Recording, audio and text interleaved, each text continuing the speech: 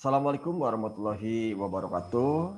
Selamat berjumpa anak-anakku yang dibanggakan. Bagaimana kabarnya untuk hari ini? Ya, mudah-mudahan kalian tetap sehat, tetap semangat menjalani aktivitas sehari-hari. Ya, kita kembali dalam pembelajaran housekeeping kelas 11 dalam materi penataan taman.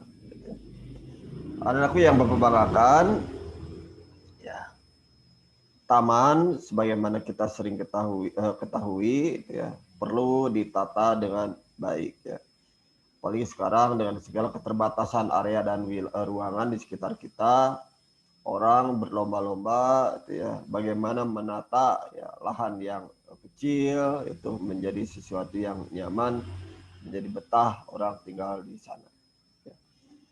Nah, baik, tujuan pembelajaran kita hari ini adalah nanti kalian setelah belajar ya, materi ini, diharapkan ya Anda bisa menganalisis penataan taman baik di dalam maupun di luar ruangan.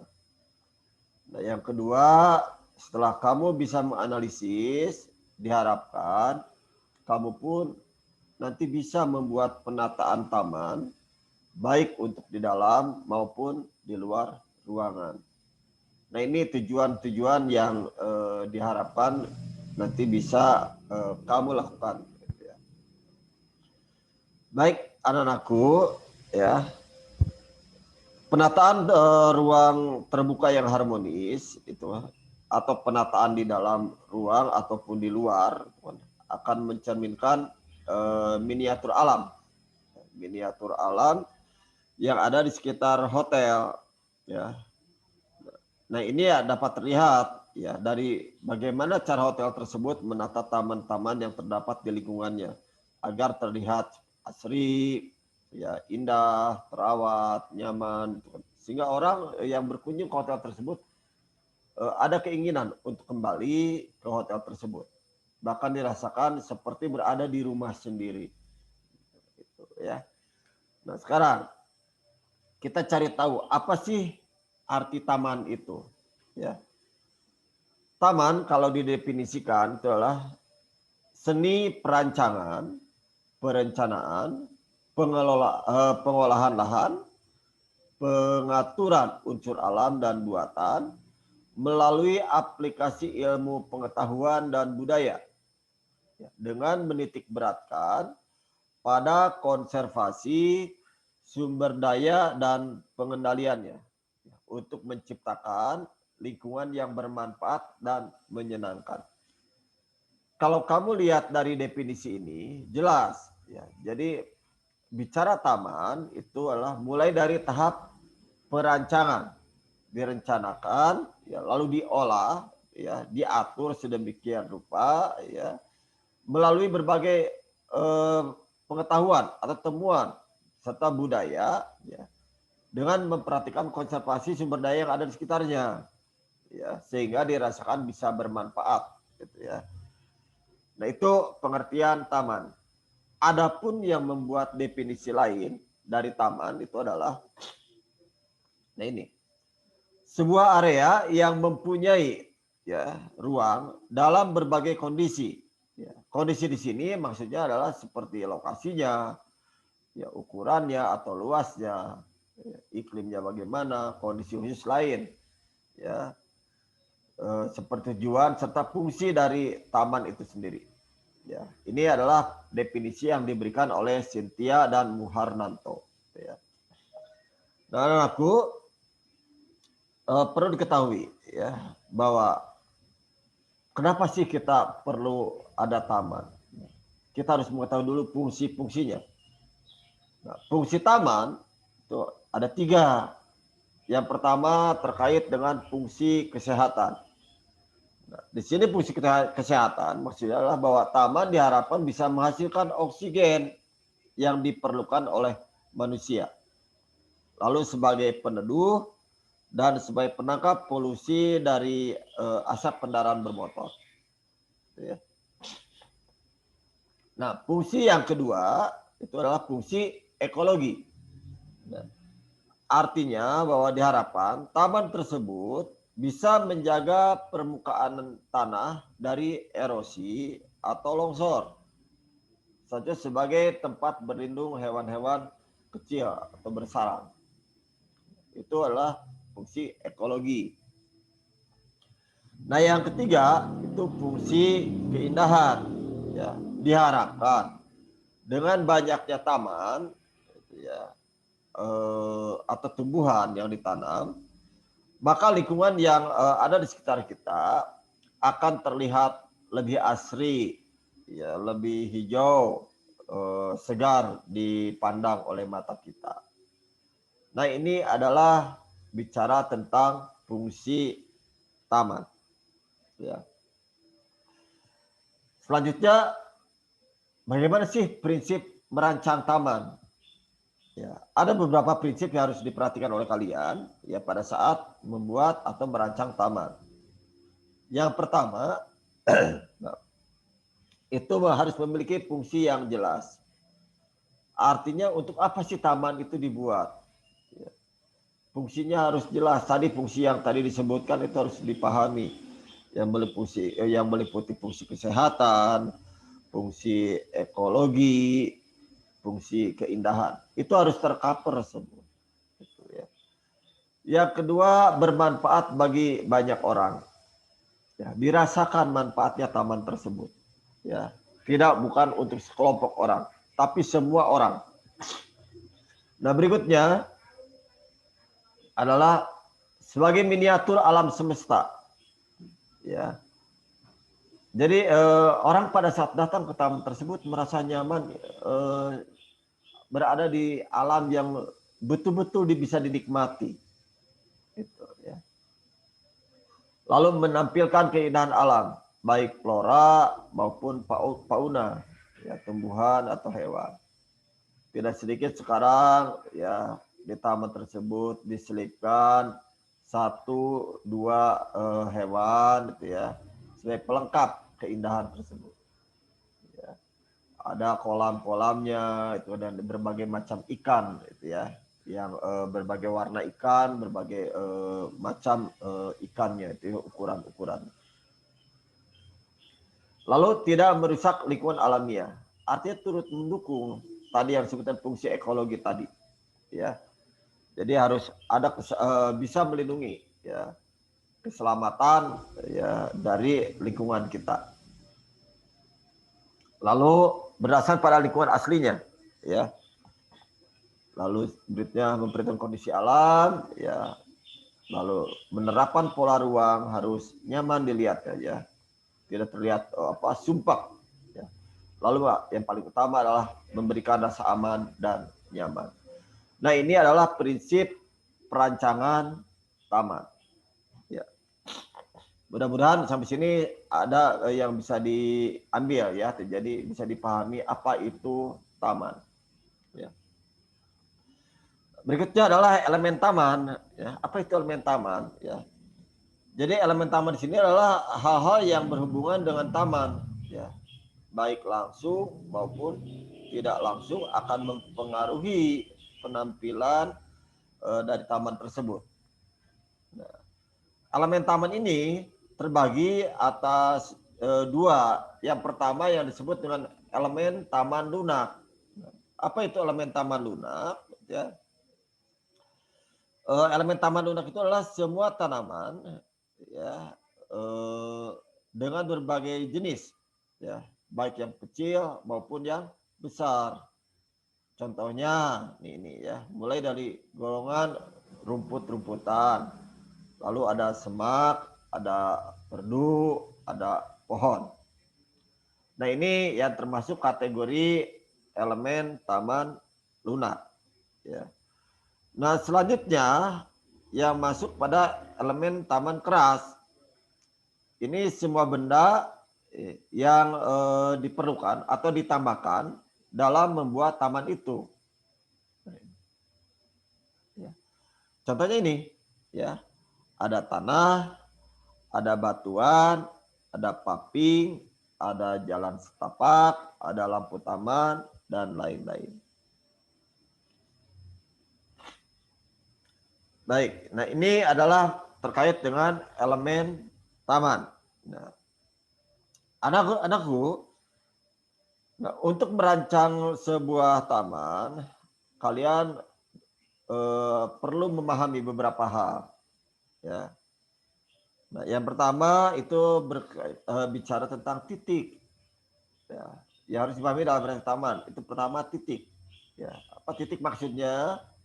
Di sini adalah titik digunakan sebagai penarik perhatian, ya, mencerminkan seperti yang bendera, patung, lampu taman, dan sebagainya. Itu pertama bicara titik. Yang kedua garis.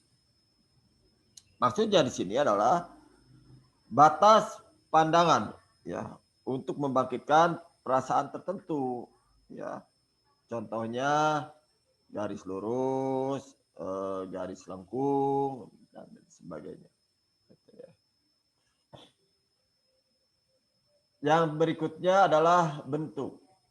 Nah, bentuk merupakan pengembangan, ya, dari garis, ya, bisa berbentuk lurus, ya, sudut, ya, atau lengkung, gitu ya.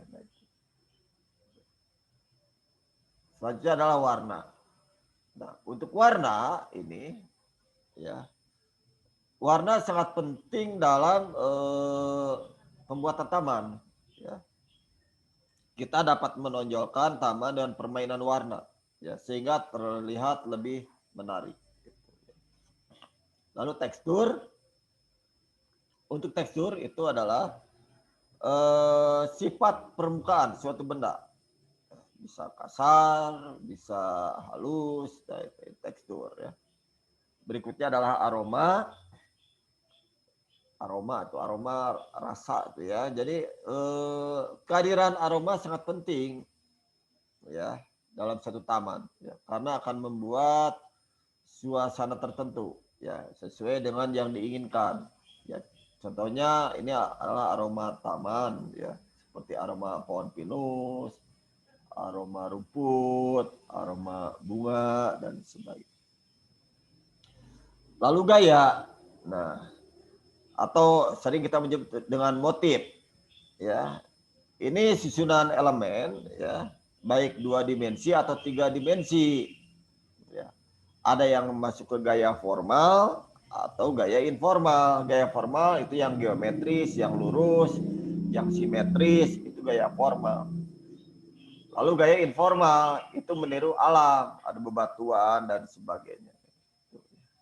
Itu untuk gayanya. Lalu untuk suara berikutnya.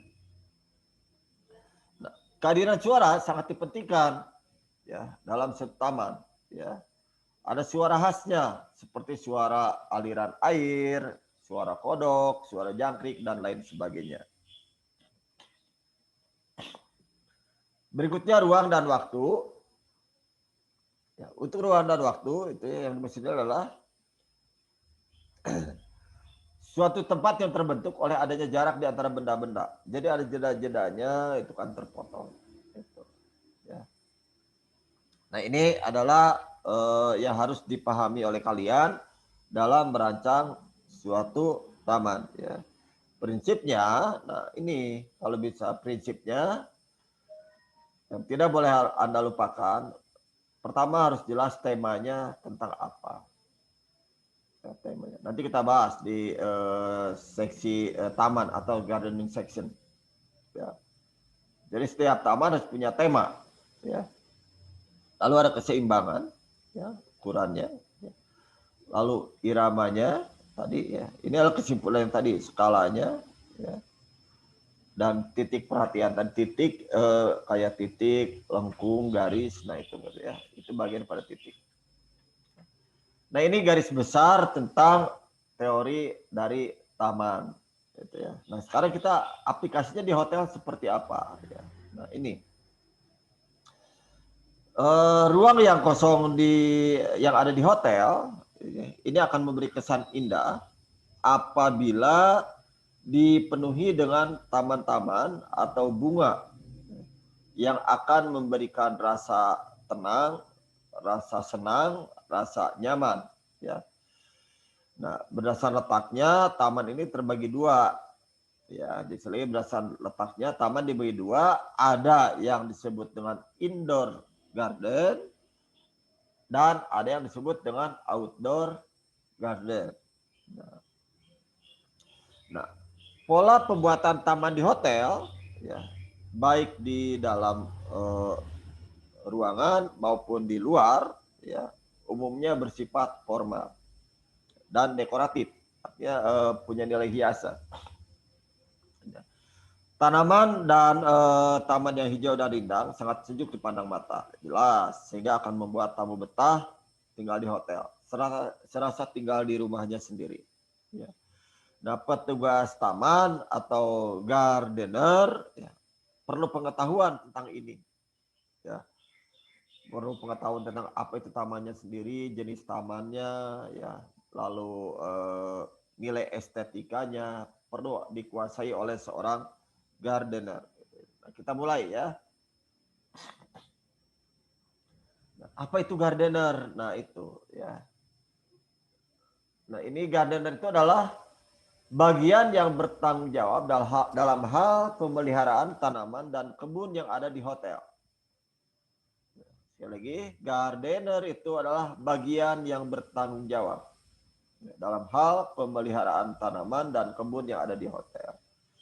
Nah, apa saja sih tugas dan tanggung jawabnya?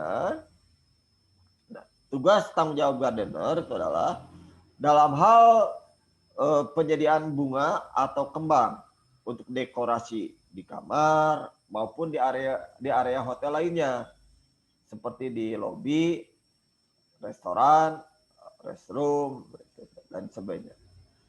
Nah, gardener juga punya tugas dan tanggung jawab untuk membibitkan atau mencangkok bunga, ya, untuk keperluan regenerasi tanaman.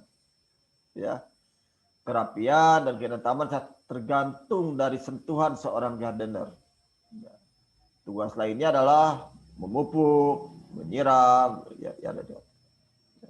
Artinya di sini seorang gardener harus memiliki duty and responsibility, ya, terhadap hasil dan kinerjanya, ya, sesuai job description yang diberikan kepada dirinya.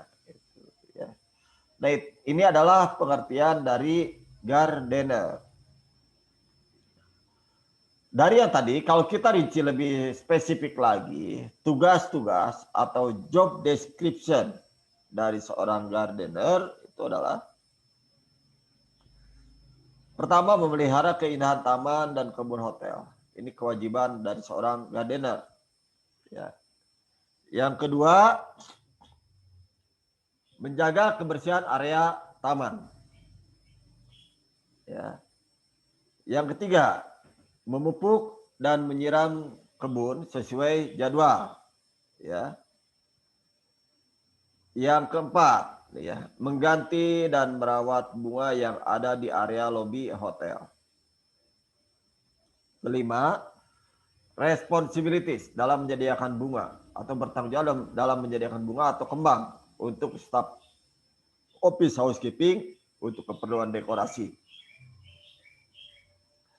Lalu memelihara bunga yang ada di sepanjang koridor hotel. Ya.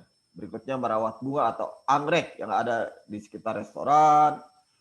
Ya, mendekorasi restroom dengan bunga-bunga yang segar. Nah, ini adalah rincian dari definisi yang sudah disampaikan tadi. Ya. Nah, sekarang bagaimana cara kerja gardenernya? Ya. Untuk cara kerja gardener, ya, seorang gardener wajib membaca logbook untuk mendapatkan informasi terbaru. Ya. Artinya apa? Gardener harus terus mengupdate, ya, tentang tren-tren yang terjadi saat ini di sekitarnya. Ya, saat ini lagi rame bunga apa, ya, temanya apa, itu kan. Nah, itu harus jeli, ya, harus rajin, ya, membaca ini, ya, termasuk agenda-agenda kegiatannya. Lalu menghadiri briefing setiap saat. Artinya Anda harus tahu, seorang gardener harus tahu ada event apa nanti di hotel tersebut, ya, sehingga nanti harus bisa menyesuaikan, taman yang dibuat itu harus menyesuaikan dengan mungkin event-event yang akan dilaksanakan di hotel tersebut. Kalaupun tidak ada event, tetap taman itu harus ditata sedemikian rupa. Ya. Lalu harus tetap menjaga standar dan kualitas kerja, artinya taman harus tertata terus, rapih terus, ya. Lalu efisiensi menggunakan bahan. Ya. Jadi kapan itu pupuk, air dan sebagainya itu digunakan, ya. Termasuk cadangan-cadangannya juga. Ini menjaga ketersediaan bunga untuk dekorasi, ya, melaporkan lahan yang diperlukan oleh atasan, ya. Jadi pada saat atasan memerlukan data tentang gardener itu semua sudah bisa siap disampaikan. Lalu melaksanakan tugas tambahan dari atasan, ya, memiliki list. Nah ini, seorang gardener wajib punya data apa saja yang dimiliki oleh hotel, ya, peralatan-peralatannya. Lalu berkoneksi dengan florist section, ya, penataan taman, ya. Nah, anak-anakku, ya, dalam membuat taman, ya, ada beberapa proses yang harus ditempuh oleh seorang gardener. Ya, pertama, observasi dulu, jelas. Ya. Lalu membuat imajinasi, membayangkan, ya, seperti apa, bagaimana itu taman itu dibuat. Nah, setelah ada dilakukan observasi, ada imajinasinya, buatan perencanaan, lalu laksanakan, ya, penataan taman, dan yang paling utama adalah aspek pemeliharaan. Ya. Nah, untuk keperluan taman, ya, taman dibedakan berdasarkan kelompok-kelompoknya. Pertama ada penutup tanah, ya. Lalu ada pembatasnya atau pagarnya, lalu ada pembingkainya, ya, lalu ada penahan cahaya panas, ya. Berikutnya adalah pergola. Apa itu pergola? Pergola itu adalah arah atau jalan untuk pemakai jalan, bukan itu, ya. Jadi alurnya, ya, tempat untuk orang berjalan kaki itu disiapkan, namanya pergola. Itu, ya. Berikutnya kategori taman, ya, berdasarkan ketinggian. Ada yang disebut dengan semak kecil, ya, sebagai penutup tanah. Ini biasanya tingginya sampai setengah meteran. Berikutnya adalah semak rendah. Tingginya kurang lebih itu 1 meter. Ya. Lalu semak sedang, tingginya kurang lebih sampai 2 meter. Lalu semak besar, tingginya kurang lebih sampai 3 meter. Lalu ada pohon kecil. Nah, pohon kecil tingginya kurang lebih sampai 6 meteran. Lalu pohon sedang itu sampai sekitar 15 meter, dan pohon besar itu di atas 15 meter. Ini kategori taman berdasarkan ketinggian. Ya. Anak-anakku, melihat kondisi perkembangan saat ini di sekitar kita, ya, baik di hotel ataupun lingkungan sekitar kita. Di awal sudah Bapak sebutkan, dengan keterbatasan lahan saat ini, ya, menjadikan orang berlomba-lomba menata taman tersebut. Ya. Nah, yang tidak punya lahan, tidak punya area, makanya lahan yang kecil harus bisa dimanfaatkan sedemikian rupa. Makanya timbul sekarang dengan banyak istilah yang disebut, salah satunya adalah vertical garden. Ya. Nah, vertical garden ini sangat cocok, ya, diterapkan di hotel-hotel dengan lahan yang terbatas dan ingin memberikan pemandangan yang asri. Nah, ini, ya. Nah, ini. Artinya apa? Untuk di hotel itu menggunakan karena ada lahan yang terbatas, ya, memerlukan ruang hijau dan asri, dan yang paling utama adalah untuk meningkatkan estetika bangunan. Ini dibentuknya vertical garden. Ya.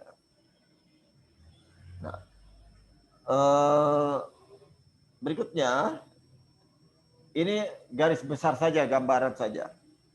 Ya. Bagaimana sih cara membuat vertical garden? Ya, cara membuat vertical garden ini bisa nanti Anda praktekkan ya di rumah. Ya. Pertama, siapkan kerangka taman dulu. Ya, sudah tersedia kerangkanya, baru siapkan kantongnya, tempatnya. Ya. Setelah ada kantongnya, masukkan media tanamnya.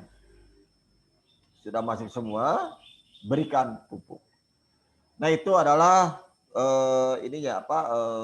cara membuat vertical garden secara garis besar. Dan sekarang, nah untuk belajar hari ini adalah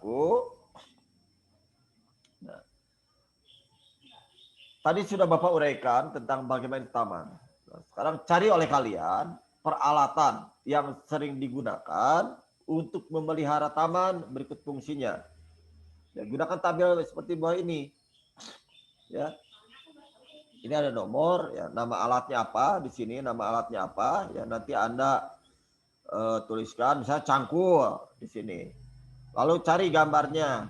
Gambarnya bisa Anda cari dari buku, dari atau foto, atau dari internet, itu boleh.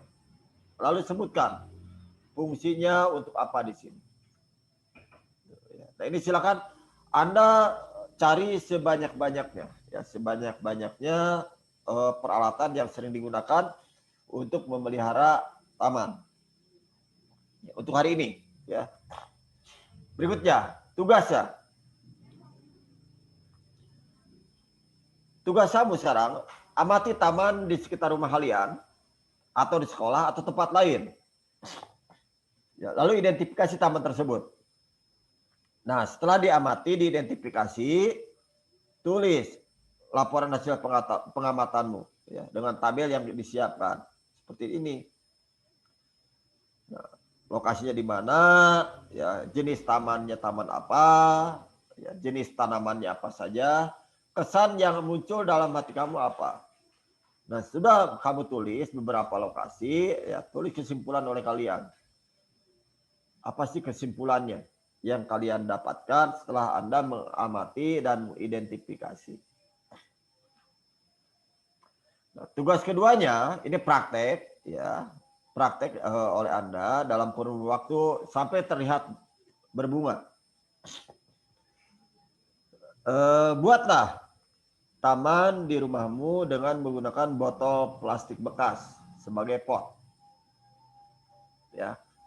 Setelah itu pilih tanaman yang kamu suka, lakukan penggalian informasi. Artinya kamu dari berbagai sumber cari, ya, bagaimana cara menanamnya, cara merawatnya, itu, ya. Nah, setelah itu laporkan perkembangan hasil tanamanmu dalam bentuk foto dan resumenya, ya, perkembangan hasil tanaman secara periodik. Misalkan pada saat Anda mulai menanam, Anda fotokan. Nanti ada kelihatan perkembangannya, misalkan mulai terlihat ada benihnya atau apa. Nah, Anda fotokan lagi. Sampai berapa lama tanaman tersebut bisa terbentuk. Nah, ini tugas keduanya. Ya, yang harus Anda kerjakan di rumah.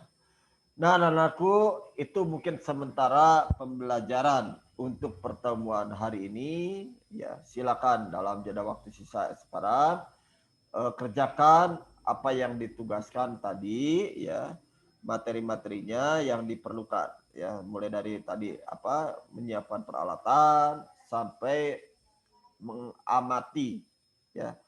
Itu saja untuk pertemuan hari ini. Tetap semangat untuk pembelajaran hari ini. Mohon maaf atas segala kekurangan Bapak, dan mohon maaf Bapak agak kurang enak badan hari ini menyampaikan materi, ya. Mudah-mudahan ke depan bisa bertemu dalam keadaan sehat walafiat. Terima kasih, selamat belajar, tetap semangat. Assalamualaikum warahmatullahi wabarakatuh.